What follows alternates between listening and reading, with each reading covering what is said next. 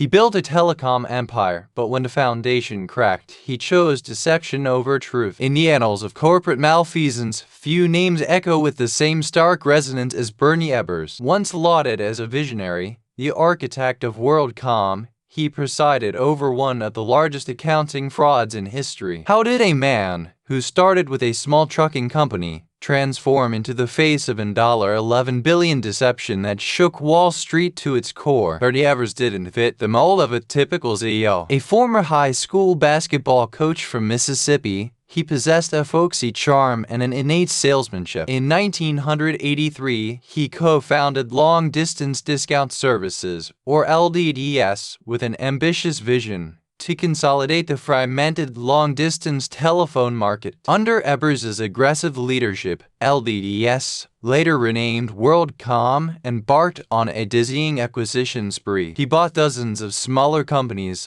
often using WorldCom's rapidly appreciating stock as currency. This relentless expansion fueled astonishing growth, transforming the company from a regional player into a global telecom titan. By the late 1990s, WorldCom was second only to AT&T in long-distance traffic. Ebbers, the telecom cowboy, cultivated an image of a down-to-earth entrepreneur, even as he indulged in a lifestyle of immense wealth. A 164-foot yacht, a sprawling cattle ranch, and vast timberlands. His personal fortune was intrinsically tied to WorldCom's soaring stock price. But as the dot-com bubble burst around the turn of the century, the telecom industry faced a brutal downturn. WorldCom's massive debt load, accumulated from its acquisitions, became a heavy anchor. The pressure to maintain its seemingly unstoppable growth, and thus its stock price, grew immense. Ebbers, personally leveraged to the hilt, felt the squeeze directly. With revenues slowing and profit targets looming, WorldCom faced a stark choice: admit the slowdown or create an illusion. It was a choice that would define Ebbers' legacy. Rather than confront reality,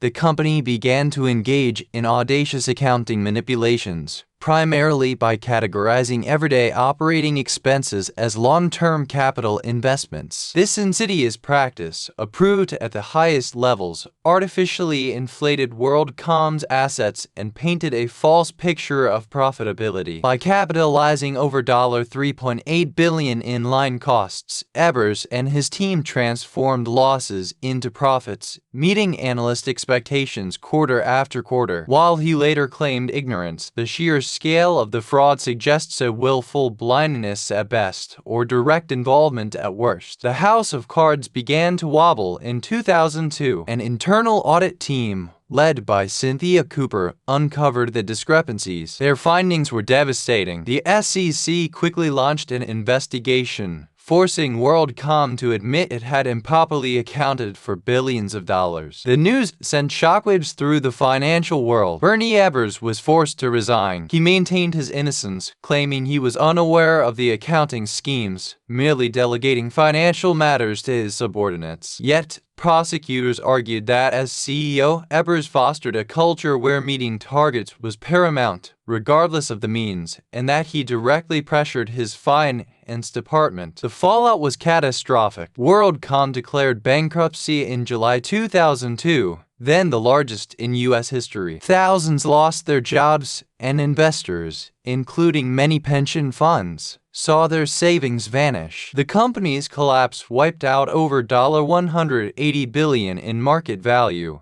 a staggering sum that underscored the devastating human cost of corporate greed. In 2005, a jury found Bernie Ebbers guilty on all 9 counts of fraud, conspiracy, and false filings. He was sentenced to 25 years in federal prison. The telecom cowboy, once at the pinnacle of power, would spend his final years behind bars, a stark symbol of unchecked ambition and the ultimate price of deception. Bernie Ebbers' story is a profound cautionary tale. It highlights how the relentless pursuit of growth, coupled with personal financial strain and a culture of whatever it takes, can lead even seemingly affable leaders down a path of profound ethical failure, leaving behind a trail of economic devastation and broken